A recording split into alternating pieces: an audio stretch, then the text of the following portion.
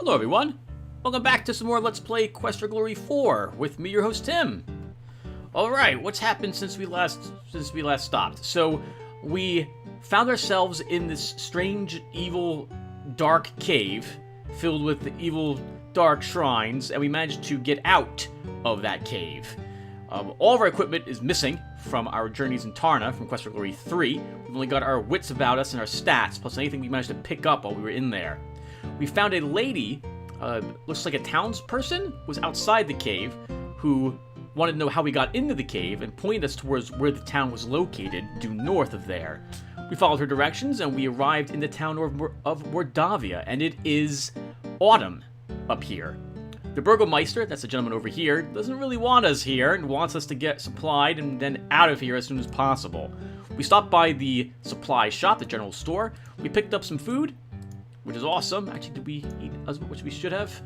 You're so full that the thought of eating anything else makes you not want to eat ever again. I hope that's not too loud. I hope that's not too loud. Alright, we picked up some food to help us on our way, and, well, I guess now we're going to explore the rest of the town. So let's head into the inn, which I believe is what this is. The sign simply reads, Inn. Guess that means you should go in. Indeed it does. Should make louder the music a little bit, but keep the narration a little low. Alright, well, let's do it. Hope you guys like loud sound effects. Oh god, that's loud. But then my volume's loud. You've entered a small but nicely furnished country inn. Stairs lead up to the guest bedrooms. The floor is covered with sawdust and peanut shells. The barrel contains the few shells that manage to land in it. The innkeeper stares at you with an expression of fear and astonishment. It is several seconds before he speaks.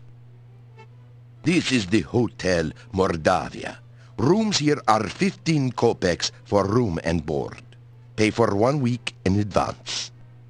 Your room will be the first room at the top of the stairs. When you want food in the morning or evening, just sit down over there by the door. Pay the innkeeper for your room and board. Thank you for your payment. Well, that's pretty cheap. 15 crowns, 18 kopecks. You know what? I don't, let me do this really quick, everyone. I'll be right back. Okay, I just checked, and it's actually 1 crown to spend a week here, which is fantastic. We had 16 to 18 crowns from the previous save. So, holy crap, for 1 gold crown, we get an entire week's worth of breakfast and dinner, as opposed to 50 cents for a ration. My goodness, much cheaper to spend our time at the inn. Well, let's say hello to everybody. Hello, everyone. They stare at you in astonishment. My name is Galvin. I'm a hero of some renown, actually. You say you are a hero. Well, we will judge you here by your actions rather than your words. That's more than fair. I would expect everyone to do such a thing, and I hope that they would. I got here through the cave. I don't suppose you guys know anything about the cave in the swamp, do you? Or why would someone here? Magic is a very dangerous thing. We do not trust those who use or are used by magic. Make certain you do not give us any more cause for alarm. Okay, so it's not a normal thing, then. Well, what's your name, sir? My name is Yuri Markarov. My wife's name is Bella. We are the owners of this inn. Oh, this is a fine-looking establishment you have. How's business, I suppose? The Hotel Mordavia has been in my family for generations.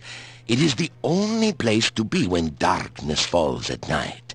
Everything else is closed, and even we lock the doors. You must knock if you wish to come in. That's fine.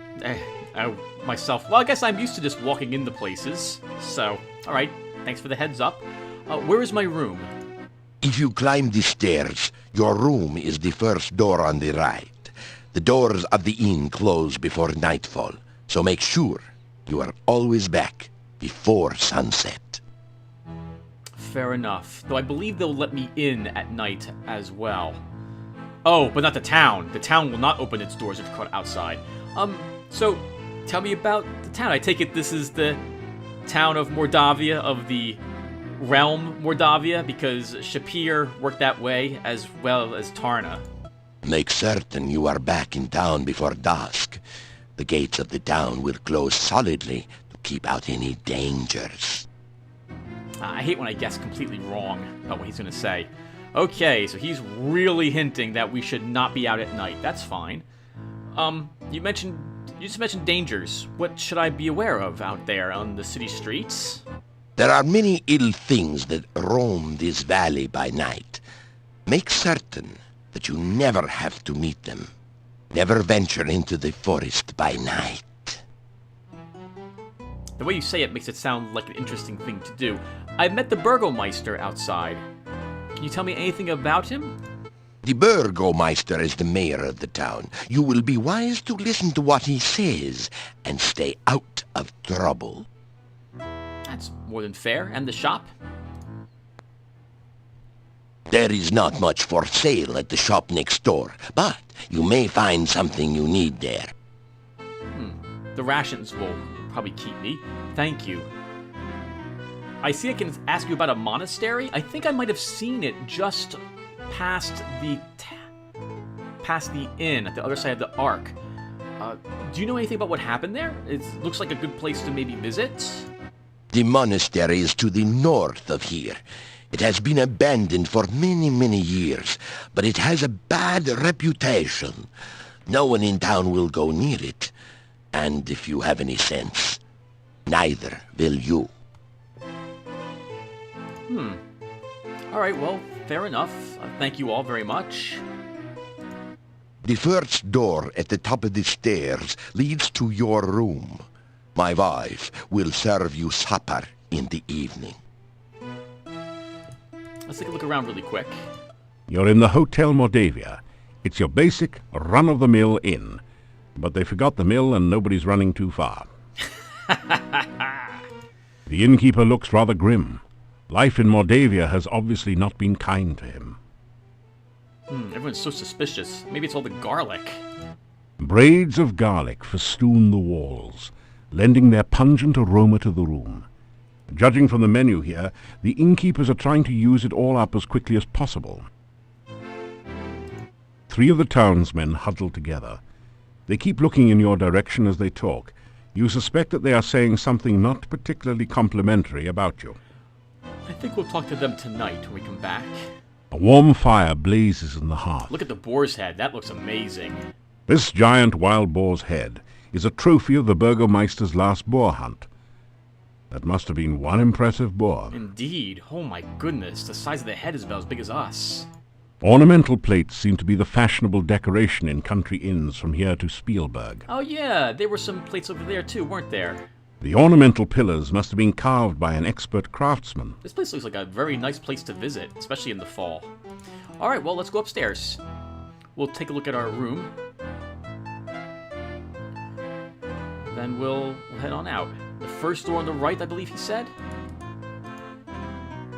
You unlock the door to your room and go in.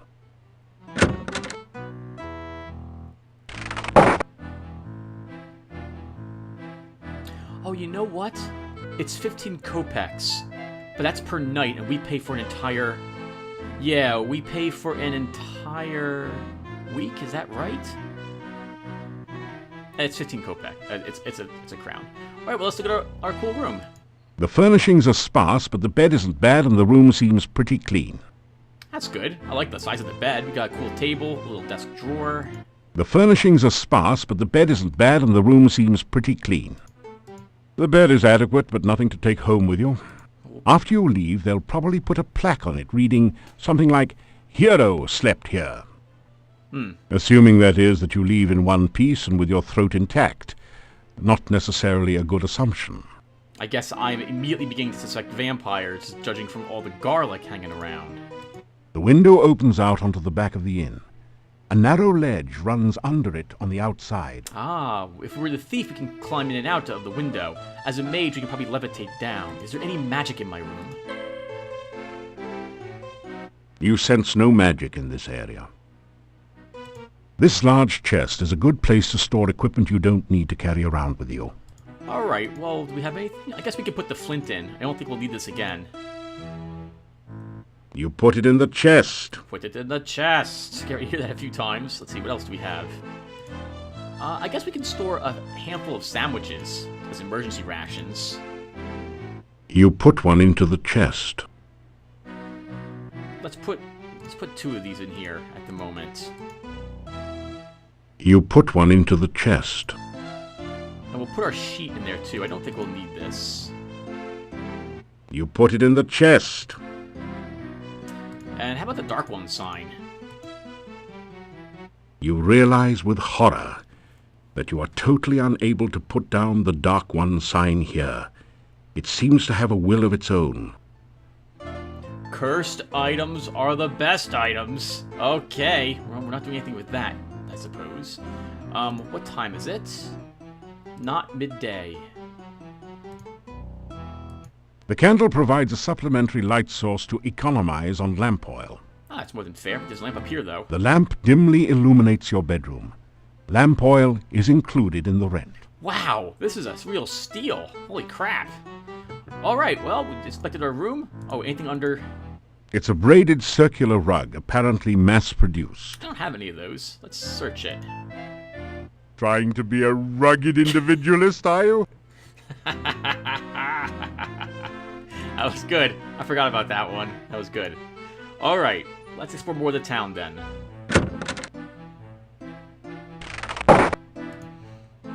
Townspeople probably left to tell their wives and their families that there's a newcomer in town.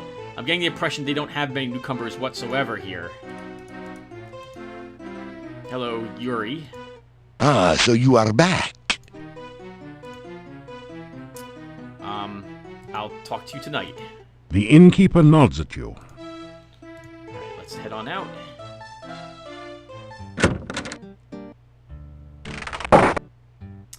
Okay, well, I guess we'll look at this barrel really quick, and then we'll... The open barrel is about half full of rainwater. Well, let's head north and look at that monastery that we've heard about. As you enter the northern part of the town, you hear the sound of a chisel chipping away at a stone block. A man is carving gravestones at one end of the street.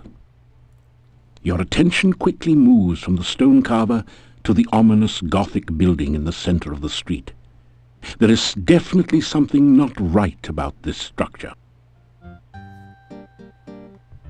Oh, I don't actually hear him chiseling. That's interesting. Is our detail all the way up? It is, okay. Well, let's take a look around really quick, and then we'll talk to the stone carver. You don't notice anything special there? It is a thoroughly uninteresting wall. Sort of a wallflower. This is a bas-relief of a strange creature. It looks like an octopus with only 6 tentacles. You have a creepy feeling as if it is looking right back at you. Probably not a good idea to go in there, maybe? There is an indentation near the middle of the shadowed door. It looks like a set of 6 curved spokes radiating out from a central point. Kind of like the thing up here, then. How did they get those huge stones to stay in place?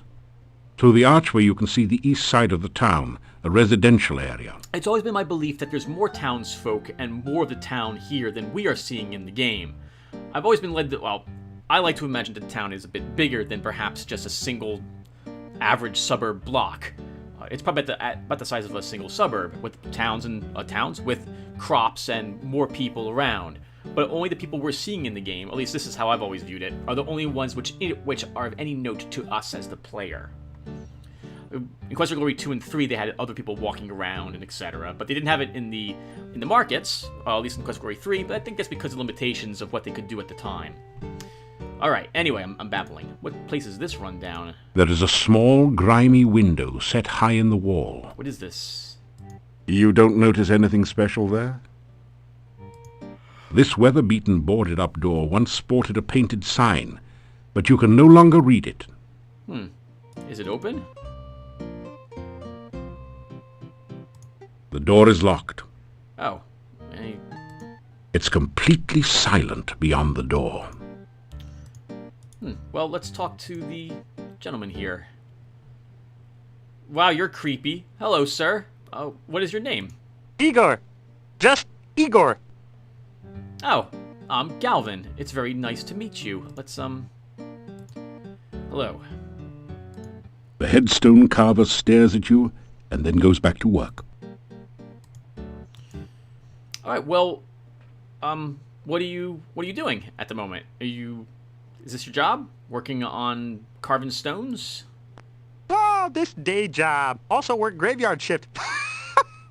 Little graveyard humor there. Ah, you're a grave digger then. Igor dig graves in cemetery. Igor put dead person in grave. Igor cover dead person with dirt. Igor put headstone on grave. Oh, plenty job security around here. Business is piling up. Little graveyard humor there. Again. I love it. I love it. But again, I love dad jokes, so what am I going to say? What do you know about the monastery, Igor? Bad building. No go there. Bad, bad, bad. Sure. Okay. Thank you for the warning. Is there anything else in town besides the monastery? Town Mordavia. This north part of town. This place, does this town have an adventurers guild? Building was Adventurers Guild. No adventurers, no guild. Oh, the locked up building is the adventurers guild. Alright then. Maybe the Burgomeister has a key for it. Have you heard any rumors around town? Is there anything else I should know about avoiding? Oh, Igor not hear rumors. Igor not no stranger in town. Igor not no doctor make strange things in lab. Igor not no funny man in inn not funny. Igor not know many things. Igor not hear many things. Okay. Well then, thank you. You take care of yourself, sir. He looks at you and then goes back to work. Are these his headstones? It's an advertisement for Igor's headstone business. I guess it's It's an a good place for it then. Alright, so that's the Locked Adventurers Guild. We'll probably have to talk to the Burgomeister if you want to get into it. Let's explore the east side of the town then.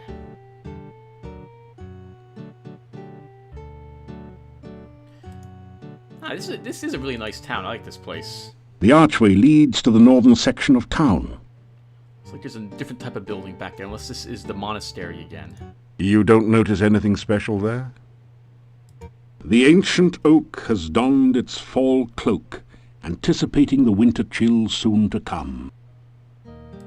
The old man walks with a slumped back and a sad, dejected look in his eyes. He seems to be searching for something that he hasn't been able to find. Oh, I hate that. Losing your wallet or your keys in the morning takes you like 20 minutes to find it. Hello, sir. You greet the old man. Good day. Have you seen my Anna?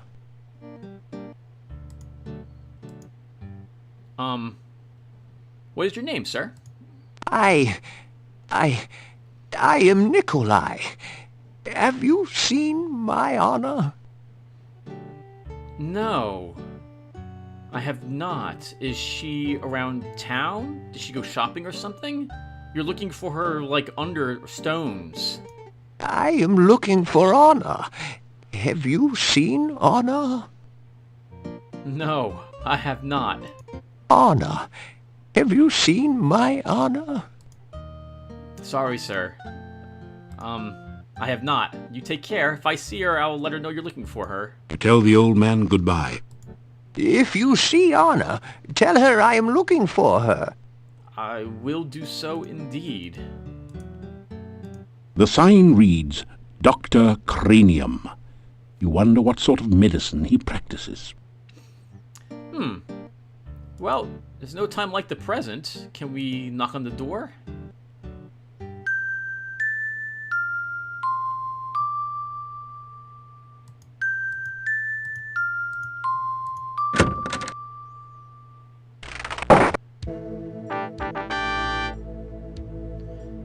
Interesting. We have to play Simon Says to get in.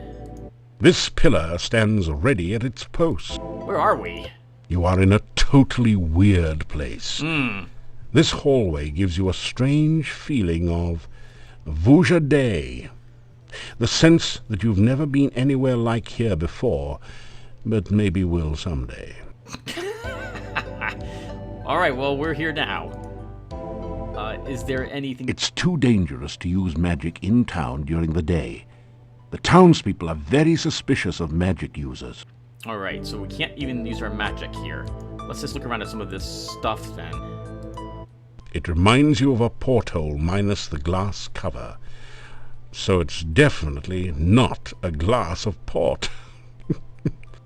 That was bad. The bust's eyes seem to follow you as you walk through the hallway. Is there anything hidden behind it? That looks like a likely place for a spare key. But you don't find anything. Its mouth is moving. Oh! That was interesting. How about this painting? It's a truly impressive, original, multimedia work created out of whitewash and That sawdust. sounds terrible. A key behind here? Sorry, it just doesn't go with the colors in your room. That's fair enough. Alright, well let's try this door first.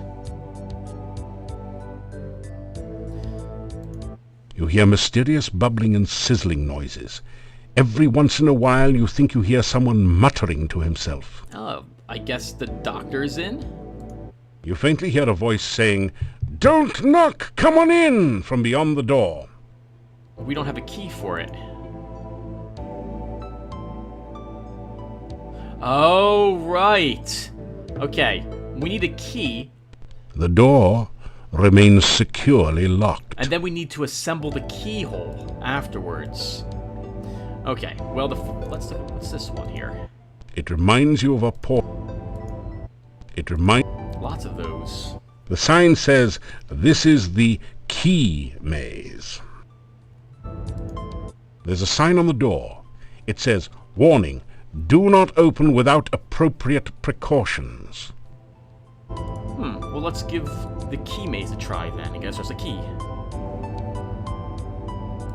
You don't hear anything behind this door.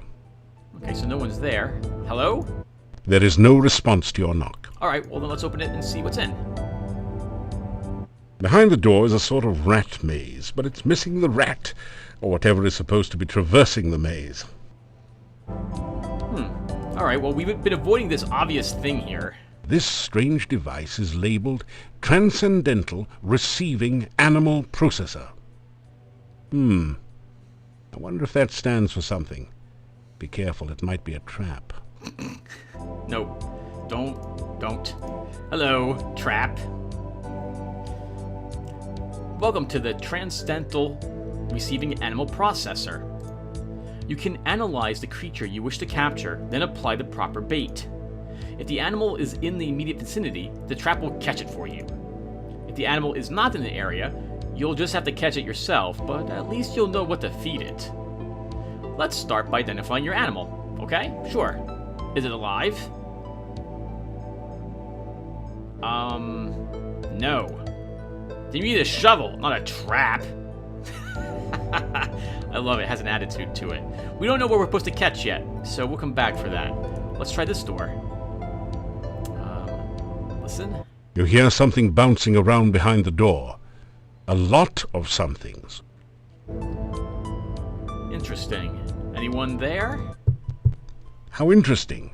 It sounded as though someone knocked on the other side of the door as well, several times.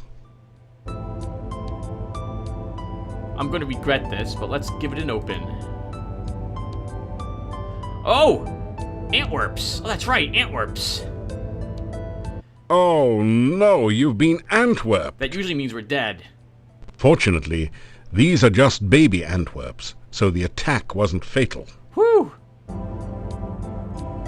Is there anything else in there? Oh, okay. There's more Antwerps. Oh, We're not losing any life or anything like that, though. The little guys. that didn't do anything. Oh, okay. We need to catch them. Alright, Mr. Machine. We have an Antwerp to catch. Sure. Is it alive? Yes. Is it fast? Yup. Is it vicious? No. Is it silly? Yes. Ha! You're trying to catch a flying aardvark. No. You obviously have a craving for a chocolate mousse. I'm gonna say yes and see what it says. Yes. We suggest using whipped cream on your mousse. Mousse. Alright, let's try this again. So yes, is it alive? Yes. Is it fast? You better believe it. It's not vicious. It is silly. We don't want an aardvark. It's not a chocolate mousse. You aren't looking for an Antwerp, are you? I am looking for an Antwerp. You surely don't mean a full-size adult Antwerp, do you? No, these are children. Bouncing baby Antwerps are avid avocado eaters. That's the sound that we earned some points. I don't think that was in the previous games. Alright, well, we got avocado in our avocado garlic sandwiches. You bait the trap with avocado from your sandwich. Avocado was never high on your list of favorite foods anyway. The trap starts working. You've caught an Antwerp. It's simply amazing. Cool. Now what do we do? You've caught an Antwerp. Oh, this is used in the trap. I'm sorry, the maze. So now we have to get the key from the key maze. This is the Antwerp maze. Antwerps are naturally bouncy, so all you have to do is continually rotate the maze until the baby Antwerp bounces over to the key, then out through the exit. So the way puzzles in this game work is that you have so many uses of it, and then the game will... Okay, so we can hit this button several times to get hints as to what we're supposed to do. After like 5 or so presses of the button, the game will say, do you just want to beat the quest, beat this puzzle instead of trying to solve it? In this case, we try to get the Antwerp, as you can see, all the way to that key while avoiding these pits that we see.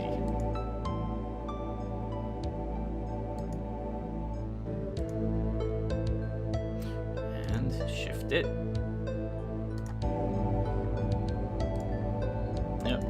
Yep, alright, this is it. Come on, take a break talking. So, I think the way the maze works is that we actually rotate the maze up and down. So, it actually is like, it's not like a flat maze. I think this is like a Connect 4 game, if you're familiar with that. If the Antwerp falls into any of the holes, you will lose the Antwerp. Like, it will go back. You have to do the whole thing over again, unfortunately. But we're doing pretty well. Oh, wow, this is... Wow, the whole... Oh, I'm about to say, maybe it won't even mess up once. No, unfortunately not. Okay, there we go. Come on, key. I used to love mazes when I was a kid. I used to draw all sorts of mazes, and people in the grammar school would play them.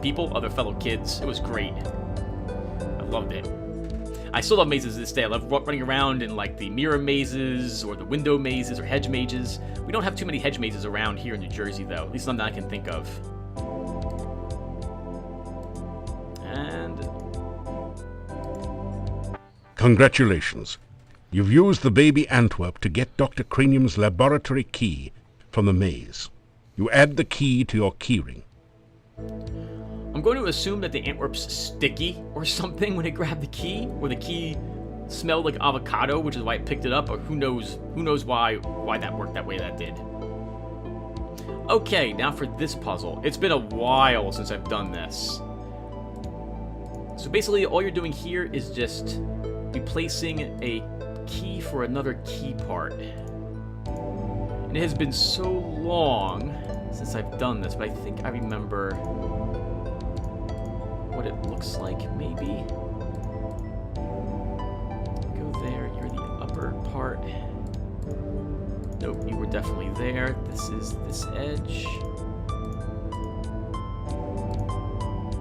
See it so far? That's the keyhole. We're doing pretty well. The hard part will be getting the edges, since I'm not 100% sure what those are supposed to look like. Alright, so there's our keyhole. Now it's a matter of getting the rest of this to match. Is that right? No, that's definitely the... Well, hold on. This piece is not supposed to be there. We have a bit of green. So does it mean this goes here? that's the way that works. Now I need that green piece here. I think that's right. And then on this side, I've got my red key.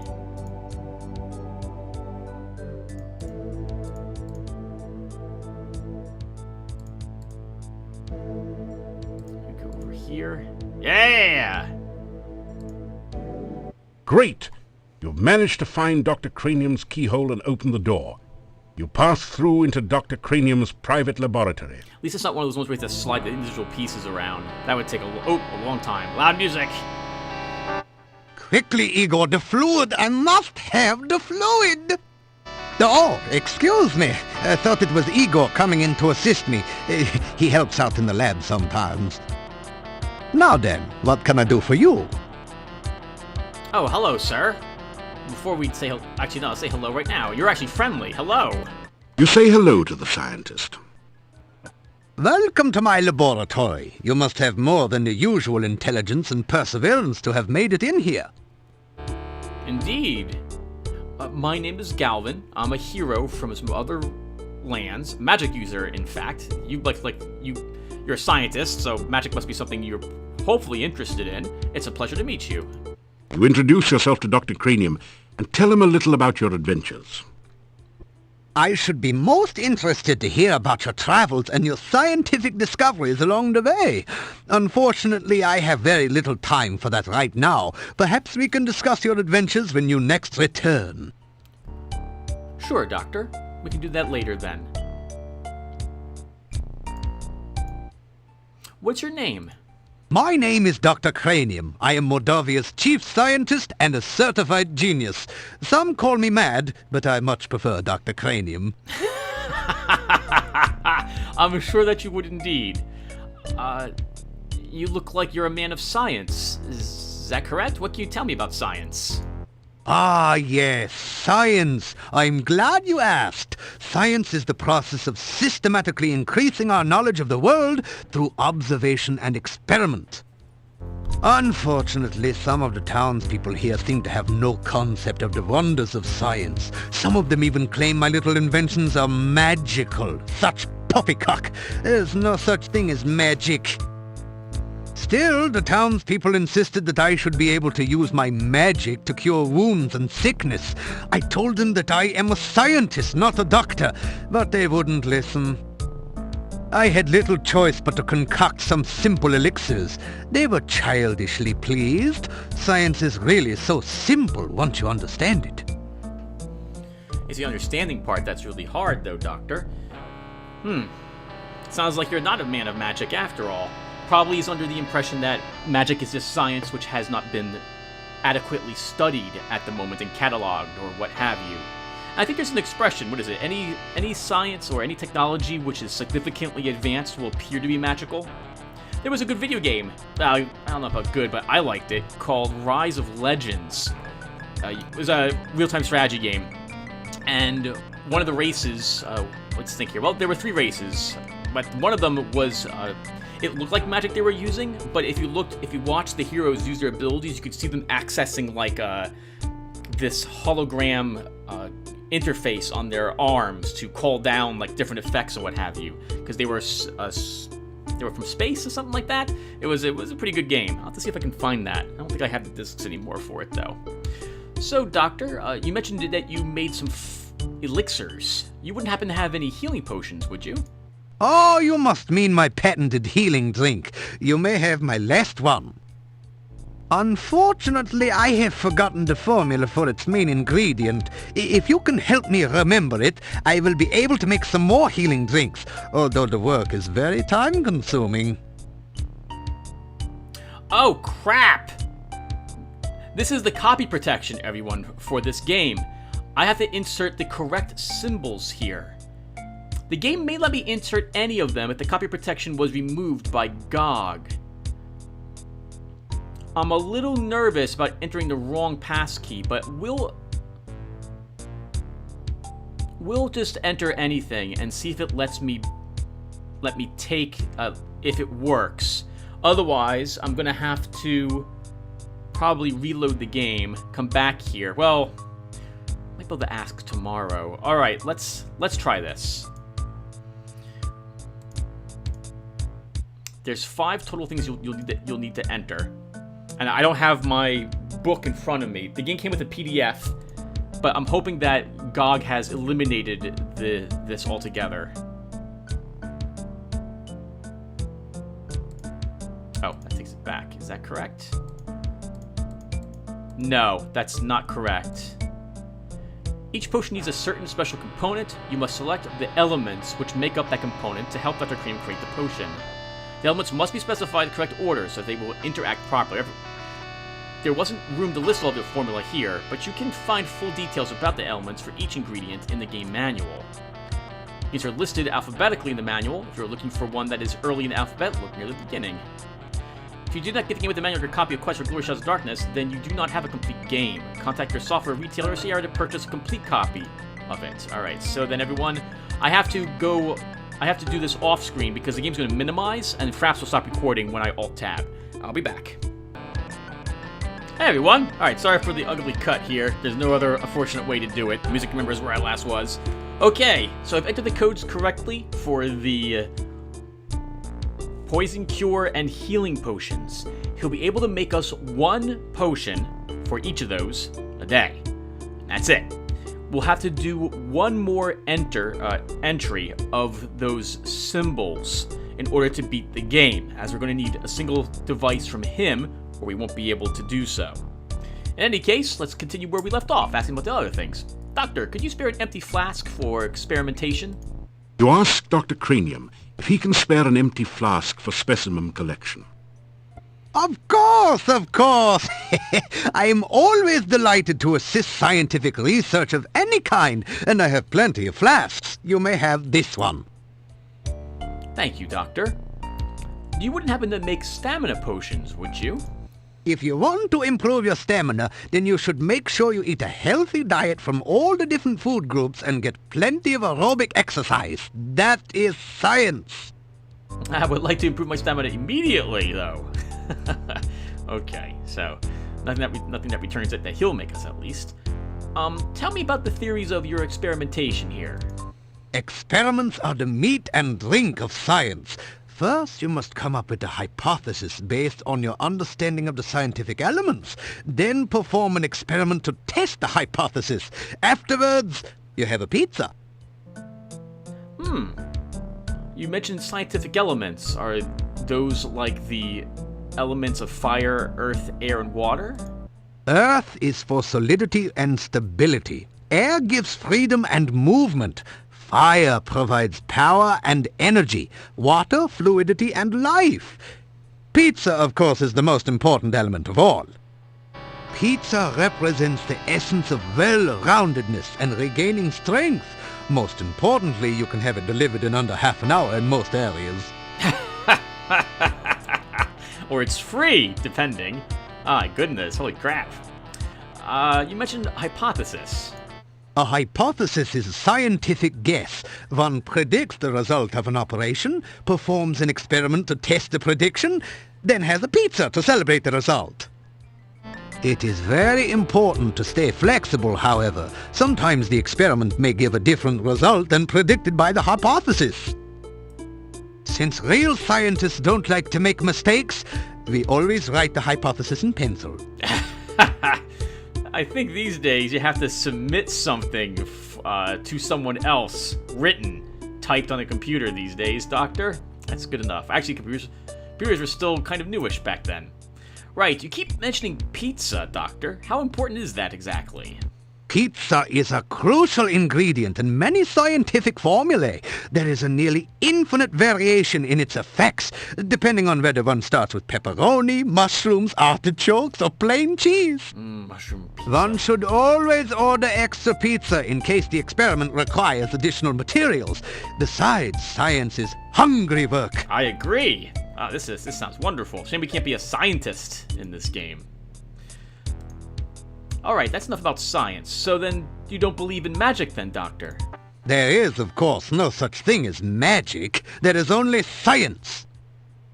Still, you would be amazed at how gullible some people are. Just the other day, someone gave me this scroll saying it was a magical spell. Can you believe that? Oh, I'll see it, please. It is purest poppycock. Nothing on here makes any sense whatsoever. Here, you may have this as a reminder that magic is a figment of fevered imagination. Only science is real. Obviously, Dr. Cranium needs to take a correspondence course from the famous wizard school. As you read the scroll, you find that you have learned the incantations and gestures with which to cast a glide spell. Then the scroll vanishes. There, you see, it was not even a very good piece of parchment. Fell right apart. I think, Doctor, magic could be considered just science, which you don't understand. Perhaps the spells and incantations would be theorems or a different formula that you don't have the first lessons down pat about. Anyway, you mentioned Igor. Is that the gravedigger I saw out there? Igor is the gravedigger and tombstone carver. Business has been slow lately, perhaps because there are very few people left in town. So Igor sometimes comes in to help me with my work. What's his business? Igor has had less work of late. The forest is just as dangerous, but there aren't very many people left in town who are stupid enough to go out there at night, you know. I like to think of it as a sort of evolution in action. Yes, I suppose that's correct. How's his gravestone business? Igor is carving out quite a niche for himself in the gravestone business. You might say he is well on his way to becoming a rock star. Then again, you might not. You'd think he'd have a more chiseled physique with all the carving he does. Ha! The cemetery is outside of town to the east. It has proven a fruitful source of materials for my experiments. There are also some interesting and cryptic puzzles to be solved there. Maybe we'll pay a visit there then. Thank you, Doctor. You keep mentioning the fluid. Essential etheric fluid is an important ingredient in my formula for reanimating dead bodies. It contains the essence of the element of water, the most important ingredient in life science. I guess all life started from the water, didn't it? Or at least what we're aware of? I guess that would make sense. So, I haven't looked around too much yet, Doctor, but this is quite a laboratory that you have here, I must say. The first one I think I've seen. This laboratory is where I perform some of my most important research. Lately, I have been trying to bring life back to a dead body, and to brew the perfect cup of tea. I've fought undead before. There's quite a bit of undead in the past. Well, actually, haven't fought it? Yes, we fought ghouls, Doctor, back in Chapir. And there were the ghosts out in Spielberg. You don't need science to bring the dead to life. How are you doing this? Through necromancy? Reanimating the dead is just another day's work in the life of a scientist. Even science cannot bring a person back right the way they were, but one can use scientific principles to restore the semblance of life and energy to formerly dead flesh.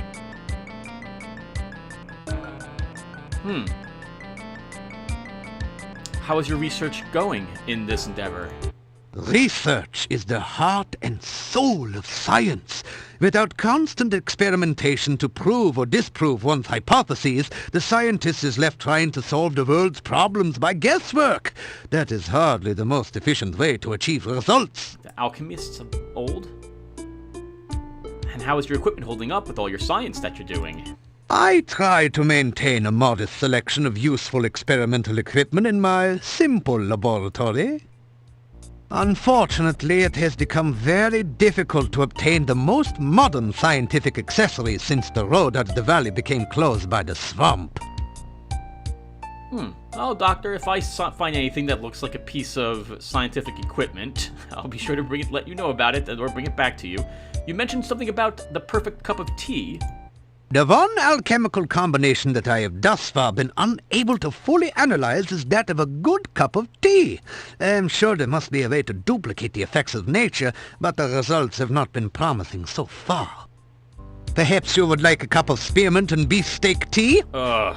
I thought not. This is even harder than rehydration solution and reviving dead tissue. Maybe you should talk with Aziza back in Chapir. She made some heavenly tea. I'm sure she'd be willing to teach you how to do it.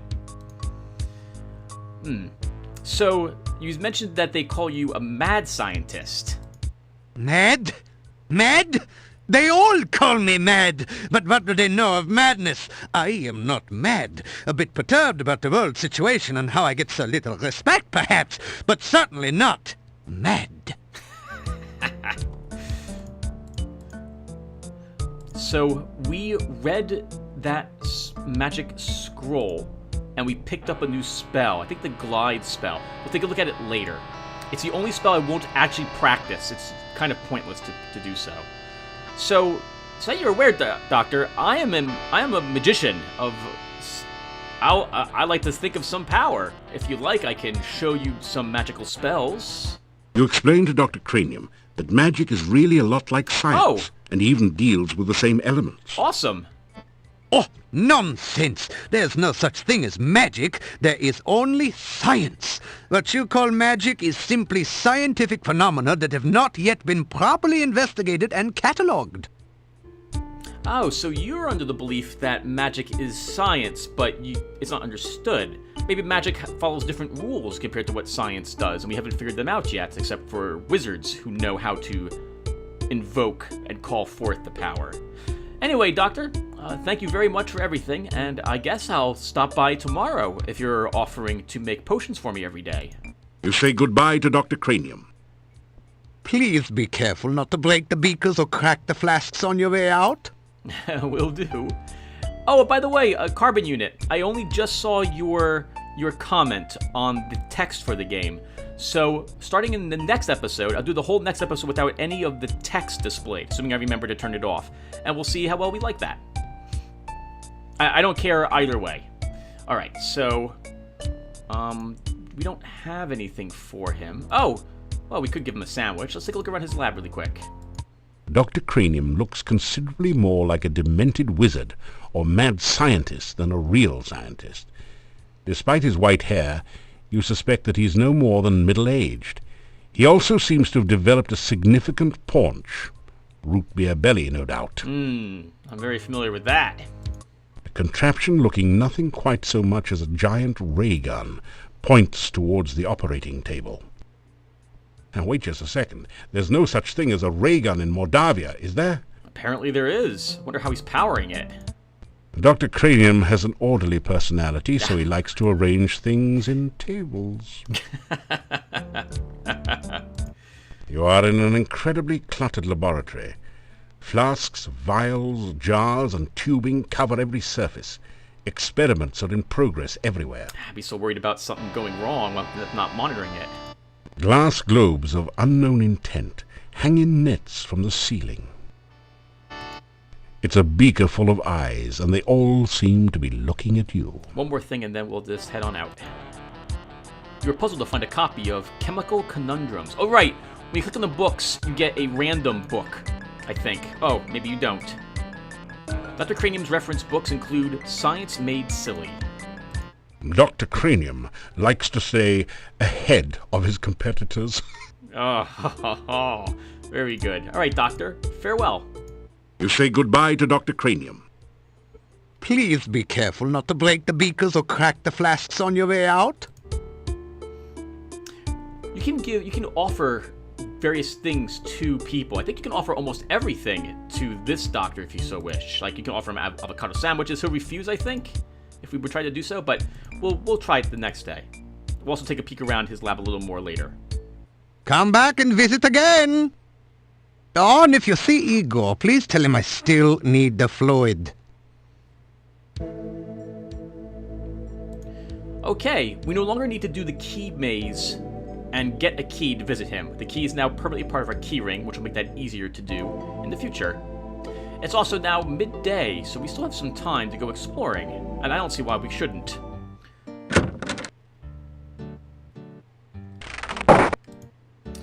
Maybe we should tell Igor the doctor needs the fluid first, and then we'll head out and do a little exploring? The game auto-saves when you walk in here because you can die automatically if you walk into the wrong place on this screen. Hello, Igor. The headstone carver stares at you and then goes back to work. Can we actually tell you about the fluid or not today? No, we cannot.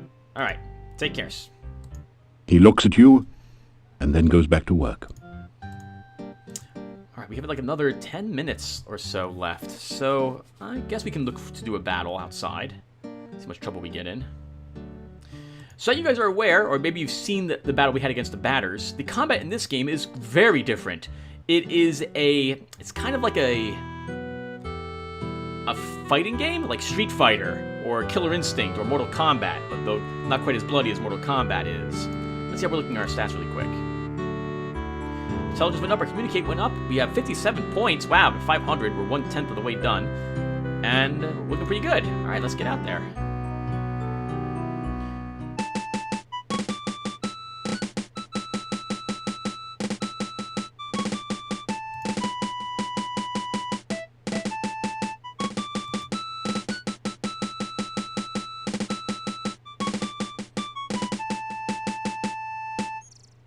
Hero's March. You will not hear that again, I think, in this game. We heard it all the time in Quest for Glory 3.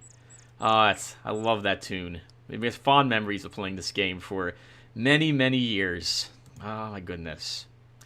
Okay, well, we're outside. Let's cast Detect Magic a bunch. You sense no magic in this area.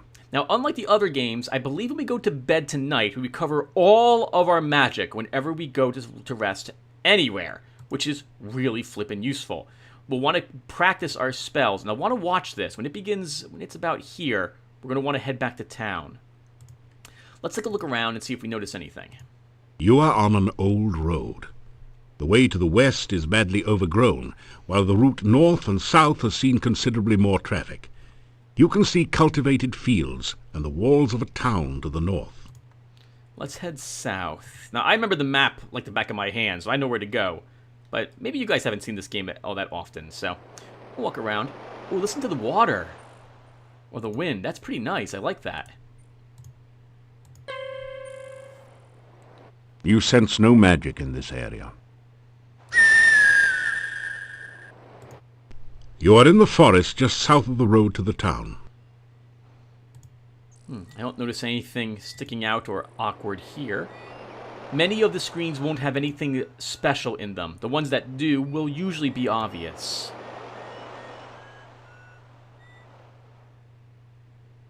Ooh, look at this place. Kind of creepy. I like it. Once you enter a screen, you know that there'll be no monster showing up. A monster will be already coming at you from a different direction the moment you walk onto a new screen. We can stay here forever and never have to worry about a creature showing up. You sense no magic in this area. Anything around? You're in the northern part of the forest. Past the hills to the north, you can just make out a town slightly to the west, and a cemetery to the northeast from here.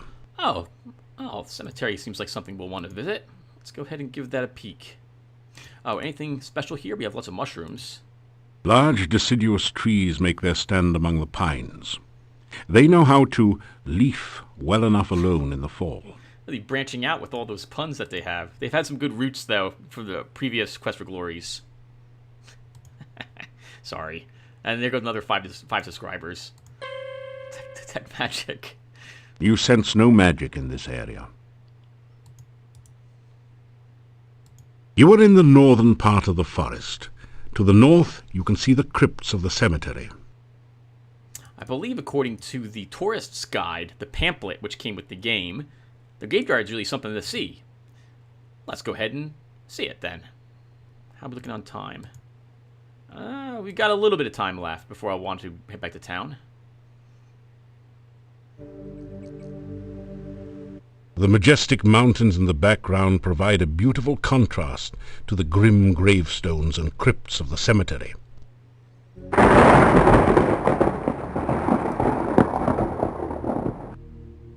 You don't notice anything special there? It looked sunny outside. We have lightning coming down here. Actually, it looks a little dim in this place, too. 2 spare coffins await their customers here. Apparently Igor has finally managed to get ahead of business. Yeah, good for him. You sense no magic in this area. Alright, well that's good.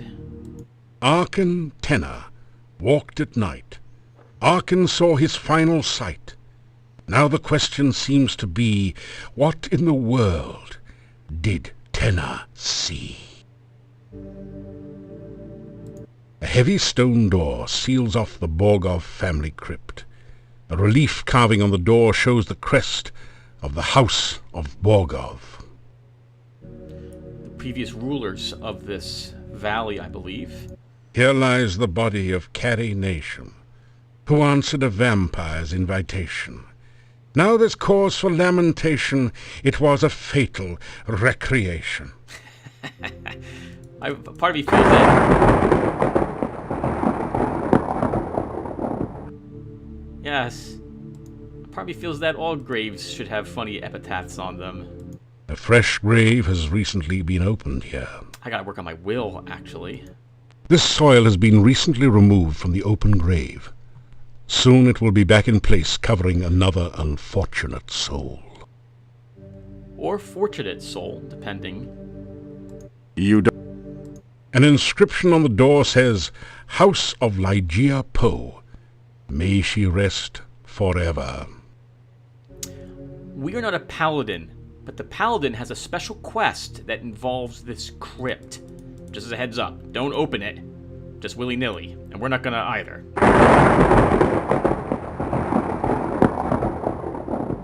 Nice effect. Okay, we'll look at the other headstones a little later. Let's start heading back to town. The sun's beginning to set. We want to be inside the town before sunset. And if we don't get combat on the way back, then we'll practice our spells outside of town. Actually, I'll go off screen and we'll be back in the next video. Hope you guys like that hunting hawk. It's going to be all over the place in this game, constantly screeching. I'm going to check the volume on this when it's done to make sure everything came out okay. Okay, no battles today. I guess that's good. Day 1, no fights. Everyone, I'm going to stop here. Thank you guys for watching. I'm going to practice my spells off screen. You've already seen me practice spells in Quest for Glory 3. I don't need to subjugate them to you in this one. Maybe one time I'll do so when it's a quick spell I'm practicing. In any case, I'm done babbling. Thank you guys for watching, and I'll see you all next one. Take care, everyone.